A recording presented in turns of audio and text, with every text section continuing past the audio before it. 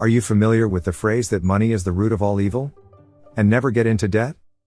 In a certain sense, that is true, because when you are drowning in debt, your life is pretty over, while trying to pay off your debts. The debts you owe are not waiting for you, they are growing every day. Since no one lends money for free, there is always an interest.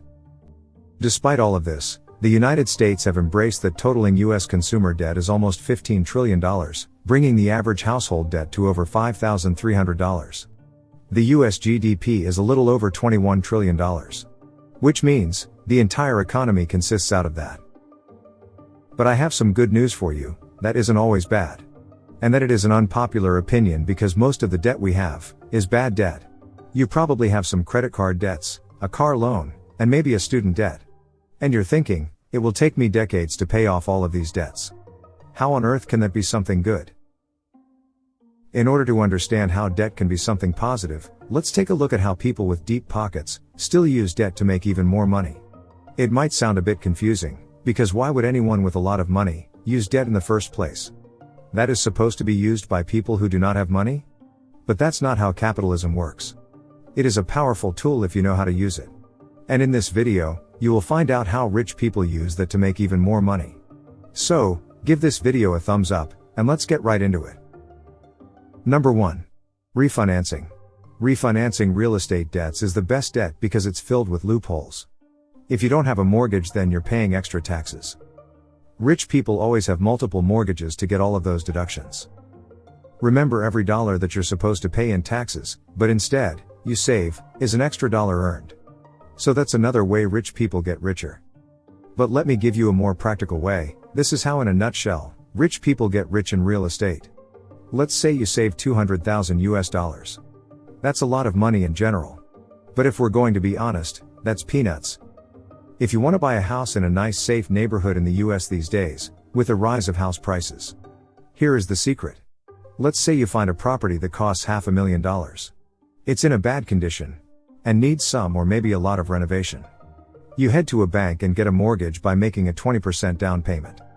Let's say you're going to spend around 10% of the total cost of the house to renovate it, or around $50,000. You head to your bank again, but this time you refinance your mortgage. When you got your first mortgage, the value of that property was just $500,000 because it was in such a bad condition that no one wanted to live there. But since you have renovated it, now there are people who want to rent it out, so the market value of that property, let's say, rises to $700,000. Like the first time, let's say you're going to get an 80% mortgage. But 80% out of $700,000 is $560,000. $400,000 out of that money is going to go to your first bank that gave you the first mortgage. And let's deduct another $50,000 that you spent on renovation, and you're going to be left with an extra profit of $110,000. You just made $110,000 using that, and you're left with a property that you can rent out to build equity and generate passive income. On top of that, you are going to avoid paying taxes because you have a mortgage. This is a very common practice among real estate investors. Would you refinance your mortgage to generate passive income monthly? I will leave that for you to answer in the comment section below. Number 2. Most of the trade is based on debt. This might sound like a horrible idea. But there are businesses, especially traditional businesses, where using debt might be your best option. Let's say you want to sell pens. It's a very common product and there's pretty much always a demand for it. In the past, you would fly to China to find a factory that produces that kind of pen with good quality and the right price. So, you purchase a container of pens, ship them to the US and distribute them to your clients. But today, to save time and expenses, this is mostly done online, through websites like Alibaba. Unless it's a more complicated product where you might have to fly to that factory. Here's the golden nugget. You don't really have to pay for the products to have the product first. Let me explain how. In the past 50 years, China has become the factory of the world, producing literally everything and anything. Thousands of factories work non-stop, around the clock, to produce everything that the world wants. And in order to make sure that the products, of course, have a strong potential to sell. But this requires good marketing skills or demonstrate a platform where the products have a strong opportunity to sell. Most of these factories will gladly loan you their products in return, that you would continue to do business with them in the future. It's a win-win for both parties. You make money selling their products, and through your profits gain selling the products made. You continue to order from them, keeping their factory in business. Of course, they would not lend strangers. So you will have to build some kind of trust with them first. But that's how a lot of businesses have been running for the past 50 years in China. Once the client would sell the product in the US, or any other part of the world, he would pay the factory a certain percentage agreed from the profits, and borrow more products. You're basically telling the factory, you know how to produce it, so let me help you sell it. If I can sell it for anything above this price, that's going to be my profit. What makes this strategy great, is that you're not tying up your own money in this transaction. That's why knowing how to sell, is one of the greatest skills you can ever master. Number 3. Hedge funds. Hedge funds are made by the rich, for the rich, to make rich people richer. This is an unpopular strategy amongst ordinary people. Most people make their best efforts to predict which companies are going to grow and rise in value, and invest the money we work so hard to earn, in hopes for these companies to grow. But hedge funds often use a completely opposite strategy. They make money when companies fall or go bankrupt. As it was with the case of GameStop. Although in that case the internet challenged hedge funds and forced them to lose over $13 billion. But how does hedge funds make money with debt? Let's say you expect a certain stock to decline like Facebook because you know that Apple, which produces the most popular smartphone, will announce next week that they will no longer let apps track you like Facebook or Instagram tracks your online activity. Say, this app makes privacy their first priority, which will greatly damage Facebook's business model. So you call your broker to borrow a single Facebook stock that costs, let's say, $100, and instantly sells it in the open market for $100. Congrats!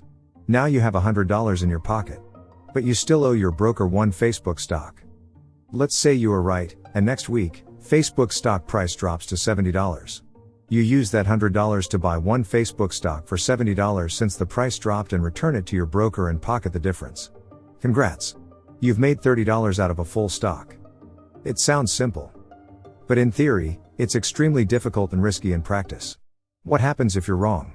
What if the price doubles overnight? You still have to return that single Facebook stock to your broker. And pay interest for borrowing that stock. Now you have to buy that stock back for $200 to return it to your broker when you buy a stock and try to sell it when it rises. The maximum that you can lose is the amount you invested in. But not in the case of shorting. If the price keeps rising, your losses keep rising theoretically. You can make unlimited losses since, theoretically, the stock price can rise indefinitely. But, if you have 100 analysts working for you, you can make a fortune using this strategy. Number 4. Forex. Here is how it works. In short, Forex is a market where currencies are traded. It makes international trade possible. For example, in China, there is a market where anyone, or any company, can come in and purchase foreign currencies. And based on different factors, these currencies fluctuate. For example, the Fed rises interest rates that will limit the supply of the dollar in the market and make the US dollar stronger against other currencies or vice versa. So, if you can predict which currencies will rise or fall, you can make a lot of money in this market. But what makes these markets so different from the rest, is that for every dollar you use to trade in Forex, you can borrow an additional $100.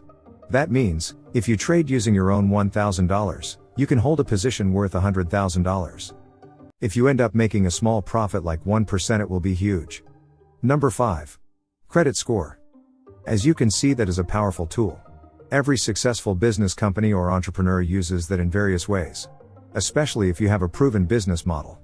Borrowing money to finance purchase orders is practiced pretty much by every business. So let's stop thinking all debt is bad. Of course, debts with a high interest rate such as credit card debts is horrible. But in order to get a lower interest rate, you have to minimize the risks of loaning your money. How do you do that, you ask? You build a track record of being a reliable borrower. There are billions if not trillions of dollars in the banks waiting for someone to borrow them. Even if there isn't any money, banks can create money out of thin air. If you enjoyed this video, make sure to give it a thumbs up. And if you're new around here, subscribe. And turn on your notifications, where you will learn everything there is to know about wealth, self-wealth, finance and investing in the stock market. Welcome to the channel. Thanks for watching, and I will see you in the next one.